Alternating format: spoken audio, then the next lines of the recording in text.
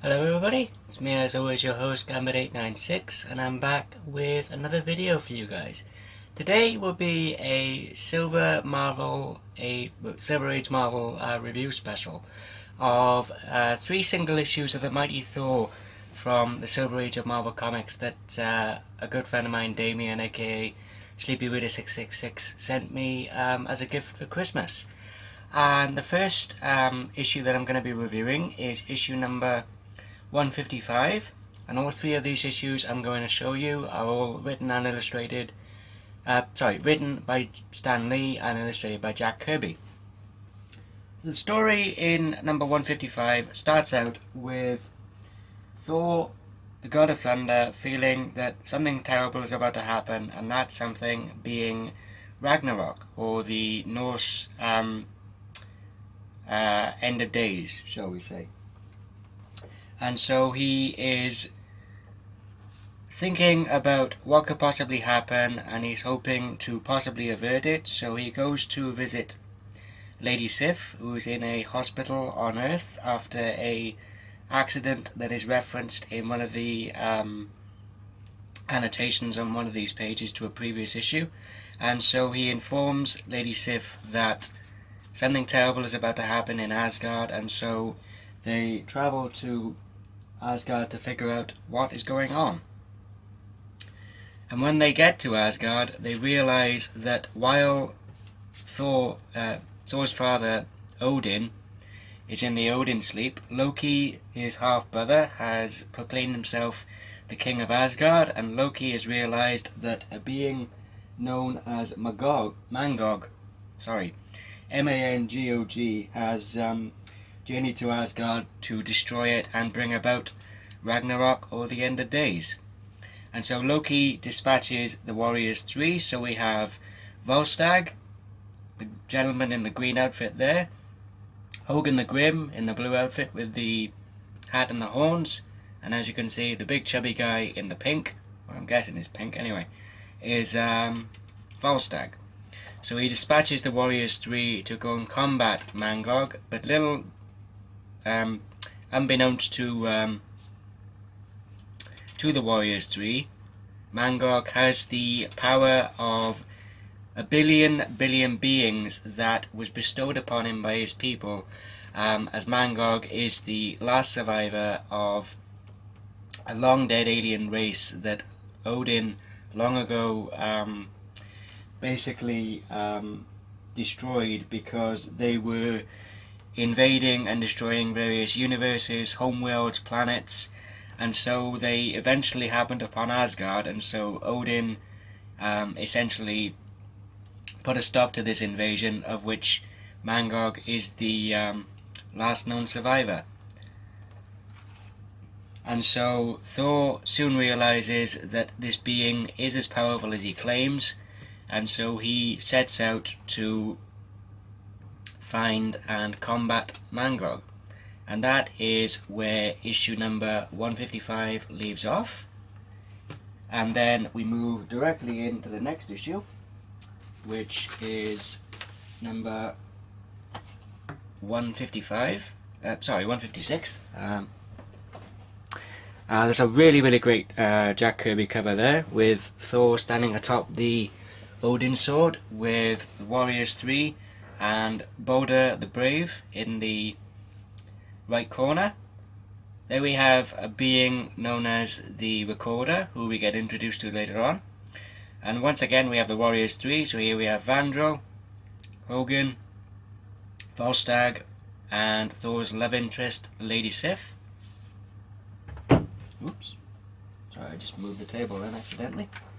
And so the story picks up right after the cliffhanger and climax of issue 155, with Thor battling Mangog, and we find out that even the god of thunder has trouble in combating this foe, as Mangog is so powerful from the strength that was bestowed upon him by his people that, like I said, even Thor has trouble with combating this foe.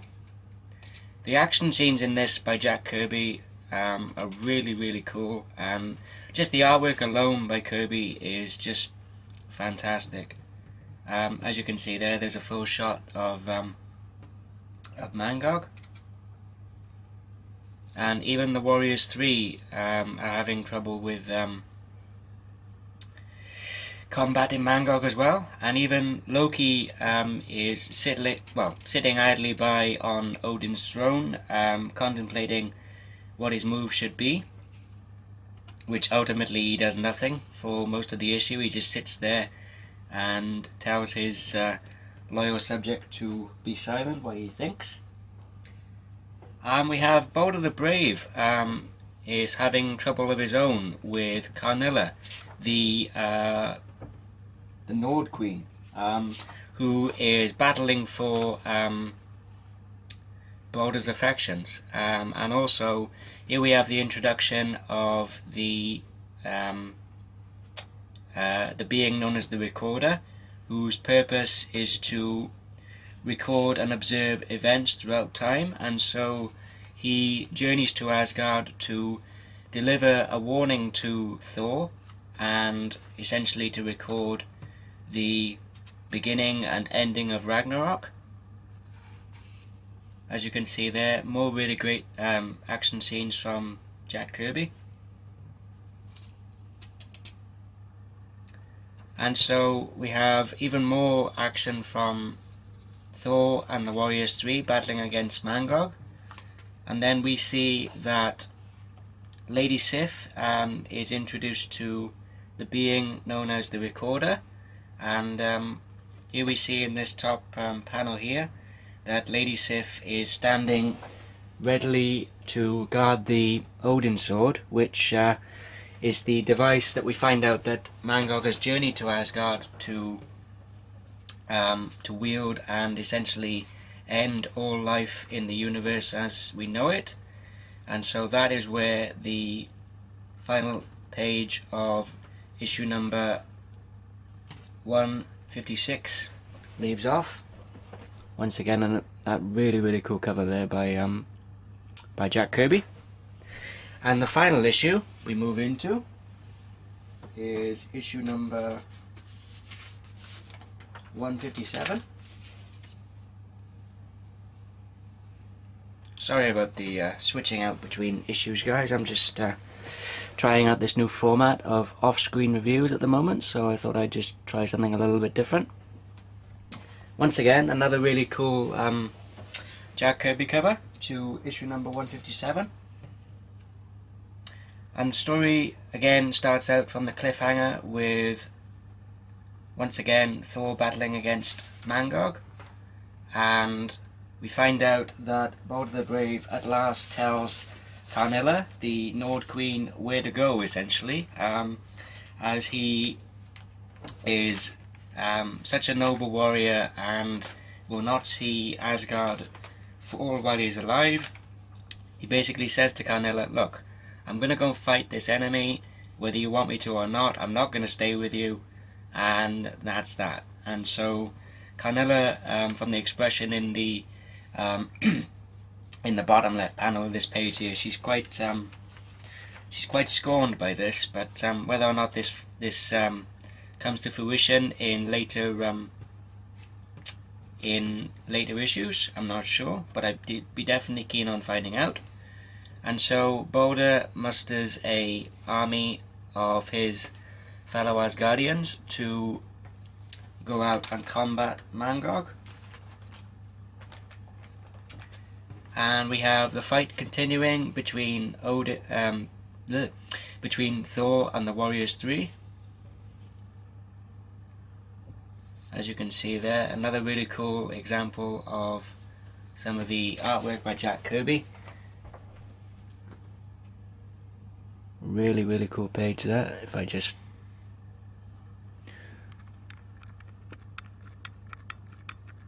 let me just zoom in a bit, guys, and I'll see if I can get you some of the detail on there. There we are.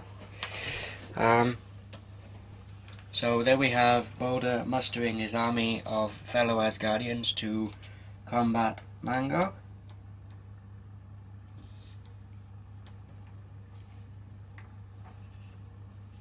Once again, some really cool epic fight scenes unfold between Thor, Balder and his fellow Asgardians against Mangog.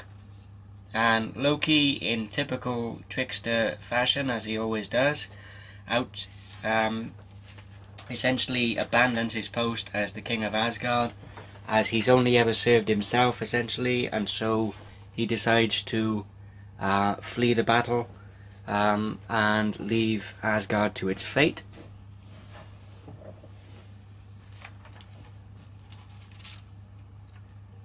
And then we have the awakening of Odin, just as Mangog is about to wield the Odin sword and destroy the universe, but Odin, in his infinite wisdom, essentially reveals to Mangog that all of the power that he thought he had from the billions of beings strength that was bestowed upon him was an illusion which Odin created to keep this race of beings in line, essentially. And that is essentially where the story ends, and it ends with Asgard essentially victorious over its enemy.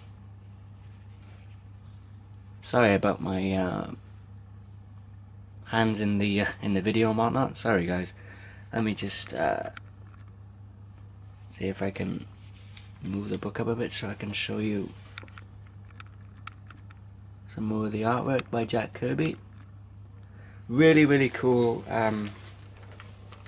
Like I said, just great artwork from Jack Kirby.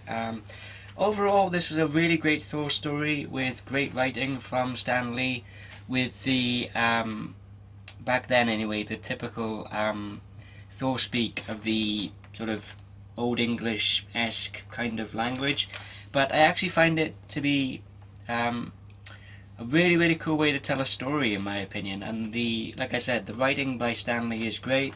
The artwork by Jack Kirby is just fantastic. If there's anybody out there who's watching this video who are fans of the Stan Lee and Jack Kirby creative team, and you haven't checked this storyline out, it's only it's a 3-issue story arc from 156, 157 and 155, 156 and 157. If you're a fan of Silver Age comics from Marvel, I definitely recommend you should check this out. Overall, if I had to give this storyline a rating, I'd give it a full 5 out of 5. I really enjoyed it. Once again, a big shout out and a big thank you to Damien, aka Sleepy Reader 666, for sending me these issues for Christmas as a gift. Also shout outs to Tony Cursiveman, who pointed out to me in my unpackaging video of these issues where I showed them off that issue 155 was the second appearance of Mangog in Thor. And also another shout out to Gary Onesie Angelique for constantly telling me to get into Jack Kirby's artwork, and now I can see for the first time why Gary was going on about it so much. So big shout outs and to those guys, and I'll put links to all three of these gentlemen's channels in the description below, so if you're interested in checking out their videos, I definitely recommend you do so. Thank you everybody for watching. I hope you like this new style of reviewing. If you liked the video, give it a thumbs up. If you didn't like it, give it a thumbs down. As always, feel free to leave some comments below in the comment section. If this is your first time viewing one of my videos, please feel free to click the subscribe button down there. And until next time, this is Gambit896 signing off, and I'll see you guys next time. Take care, guys.